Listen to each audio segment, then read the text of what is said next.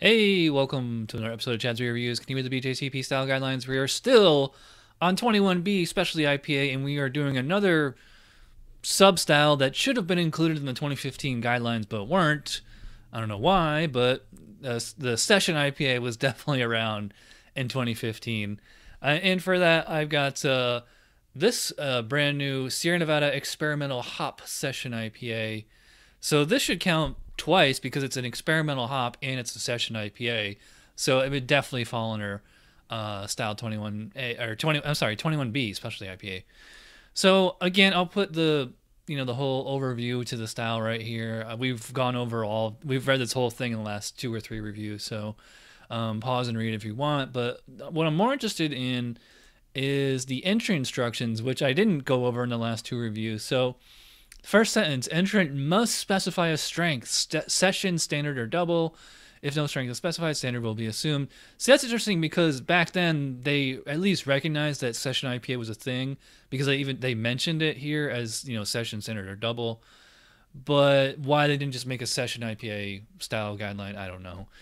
And if we go about halfway down, it says entrants may specify hop varieties used if entrants feel that the judges may not recognize the varietal characteristics of newer hops. So again, that's why this one would be covered as a 21B because it's got experimental hops. If you go on their website, they don't have the name of the hop. It just has like a number or something like that.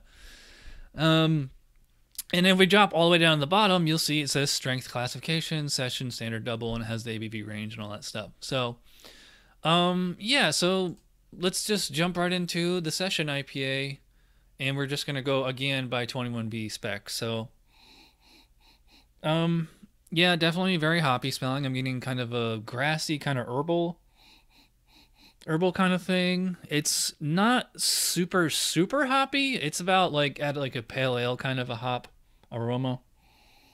Yeah, so I'm getting grass, a little herbal, like kind of like a spice rack seasoning kind of thing. Maybe lemon peel. I would not call it like citrusy. Like even though it's a Sierra Nevada California beer, I am not getting grapefruit and orange and certainly no tropical fruit or anything like that. But yeah, it smells like an IPA. As far as like the malt base, because it's a session IPA, like it's most session IPAs really don't have much malt character in them unless there's like a ton of toasted malt in there or something. But yeah, just fairly, I hate to use the word, but fairly generic kind of malt base, which is interesting because if you look on their website, they mention like a whole bunch of different malts on here: two-row pale, pilsner, golden promise, and wheat. And the hops are experimental hops 520 and 09326 and ale yeast. All right, so let's check the specs on aroma. Detectable hop aroma is required. Characterization of hops is dependent on the specific type, especially IPA. Other aromatics may be present. Hop aroma is typically the strongest element. Something I never noticed in the last 2 reviews is they don't mention the malt character there at all. So, that's a very, hedonistic way you have to judge this. So, yeah, I like it. It's good. It's not great. I'm going to say I'm kind of on the border between a 9 and a 10.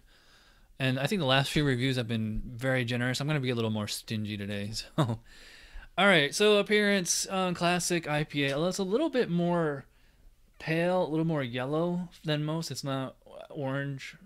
I wouldn't say it's like lager color, but. And finally, we're doing this during the day, so you get some actual sunlight in here. I'd say that's about a 2 to 4 SRM. And as you can see, the head was a much smaller on this one than in the other two. So, it still looks like a decent IPA or maybe like a pale ale. So let's check the specs on appearance. Color depends on specific type of specialty IPA. Most should be clear, although certain styles with high amounts of starchy adjuncts. By the way, they're referencing New England IPA when they say starchy adjuncts. Or unfiltered dry hop versions may be slightly hazy. Slightly. Darker versions can be opaque, making clarity irrelevant.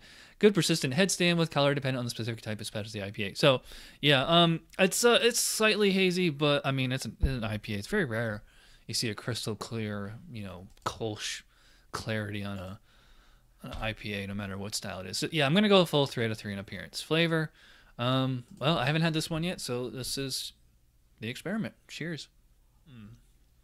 Yes, that up front I was getting like pretty standard West Coast style IPA. Getting, like I said with the aroma, like herbal and maybe like lemon peel, but like not super citrusy otherwise. But then on the back end, it kind of does like not a 180, but just goes in a different direction. And I'm getting like almost like a coconut or some kind of maybe like not coriander, but some kind of well, not weird, just an unusual spicy kind of flavor that you don't get in IPAs. It's not like a noble hop kind of spice. It's just, it's one of those unusual spices. The malt base, it does kind of remind me of like a German Pilsner. It's I mean, they said it's made with Pilsner malt plus two and a few other things. So take like a Pilsner or some kind of really high attenuated European style lager, like a Munich Hell or something like that. That's essentially the malt base here. It's like this clean kind of grainy malt. Is not sweet at all. I mean, it shouldn't be. It's it's only 4.6, so it's very highly attenuated, and the hops on here are, you're getting plenty of flavor. The bitterness, though, I think is more closely like they could have sold this as a pale ale than an IPA or a session IPA, which we really should. If there were specs, we could go over what separates a session IPA from a pale ale. Let's check the specs on a 21B flavor for the third time. Flavor. Hop flavor is typically medium, low to high. Yeah, I'd say moderate. With qualities depending on typical varieties used in the specific specialty IPA. Hop bitterness is typically medium high to very high. See, they say hop bitterness is at least medium high, and I'm saying it's closer to a medium. So take points off there.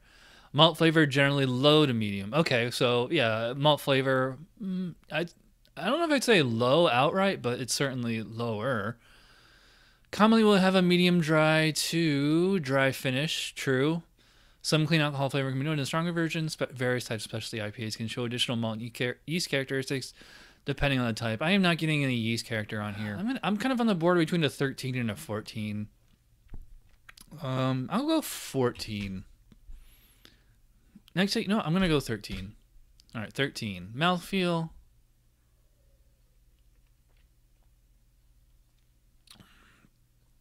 It's like a medium light body, which it should be. It's a session IPA. Medium high carbonation, so it's almost like a lager kind of delivery.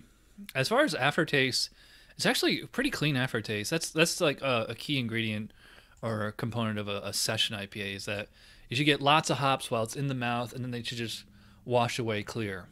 And they're supposed to be refreshing. And I would say that this beer actually is pretty refreshing. Because it's finishing very, very clean.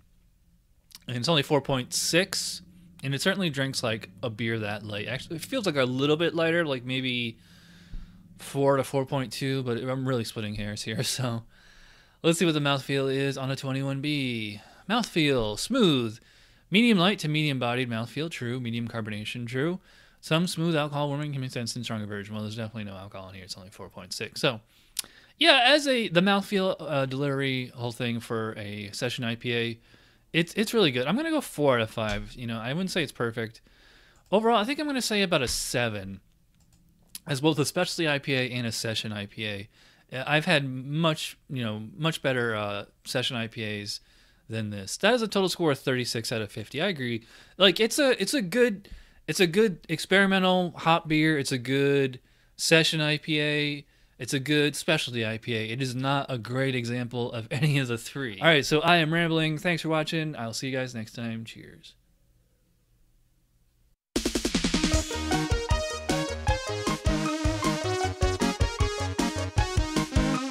Somebody brewed it. Chad just reviewed it. Thanks for watching Chad's Beer Reviews. Trust me, the next episode will be a lot better.